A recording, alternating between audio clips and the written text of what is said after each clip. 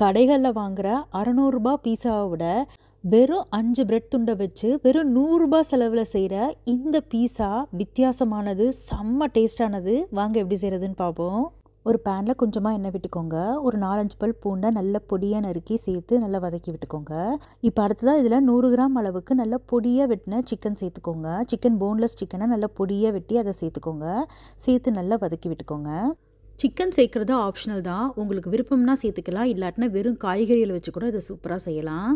Chicken நல்லா இந்த மாதிரி வெள்ளை கலர் ஆனதுக்கப்புறமா அதில் பொடியாக நறுக்கின வெங்காயம், பொடியாக நறுக்கின கேப்சிகம் சேர்த்து நல்லா வதக்கி விட்டுக்கோங்க. தேவையான அளவுக்கு உப்பு சேர்த்துக்கோங்க. கொஞ்சமாக மிளகுத்தூள் சேர்த்து நல்லா கலந்து விட்டுக்கோங்க. அடுத்ததாக இதில் ஹோம்மேட் பீஸா சாஸ், அப்படி இல்லாட்டா நீங்கள் கடைகளில் வாங்கி கூட சேர்த்துக்கலாம், அப்படி இல்லாட்டா நீங்கள் டொமேட்டோ கெச்சப் கூட சேர்த்து நல்லா கலந்து விட்டுக்கோங்க. அடுத்ததாக ஒரு நல்ல க்ரீமினஸ்க்காக இதில் காய்ச்சி ஆற வச்ச பால் ஒரு 1/2 கப் அளவுக்கு சேர்த்து நல்லா கலந்து விட்டு நல்லா திக்கானதுக்கப்புறமா இறக்கி ஆற வச்சுருங்க. இப்போ அடுத்ததாக வேறு ஒரு பவுலில் 2 முட்டையை உடச்சி ஊற்றி நல்லா அடித்து விட்டுக்கோங்க.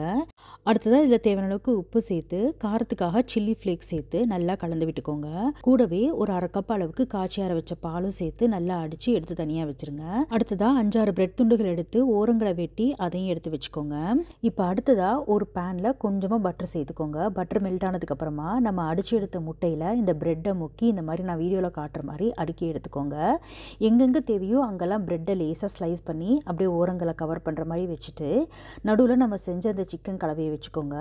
சீஸ் சேர்த்துக்கோங்க. சீஸ் ஆப்ஷனல் தான், உங்ககிட்ட இருந்தால் சேர்த்துக்கலாம், உங்களுக்கு விருப்பம்னா சேர்த்துக்கலாம், இல்லாட்டினா சீஸ் அவாய்ட் பண்ணிக்கலாம். நான் இன்றைக்கி சீஸ் சேர்க்குறேன். அதுக்கப்புறமா மேலாப்லேயும் பிரெட் துண்டுகளை இந்த மாதிரி முட்டையில் நினச்சி மேலே அப்படியே கவர் பண்ணுற மாதிரி வச்சு அப்படியே மூடி விட்டுருங்க. இப்போ அடுப்பை நல்லா சிம்மில் வச்சுட்டு இந்த பேனை ஒரு மூடி போட்டு விட்டுருங்க. நல்லா ஒரு 10 நிமிஷம் சிம்மிலே வேகட்டும். ஓரங்களில் லேசாக சிகப்பாக தெரியும்.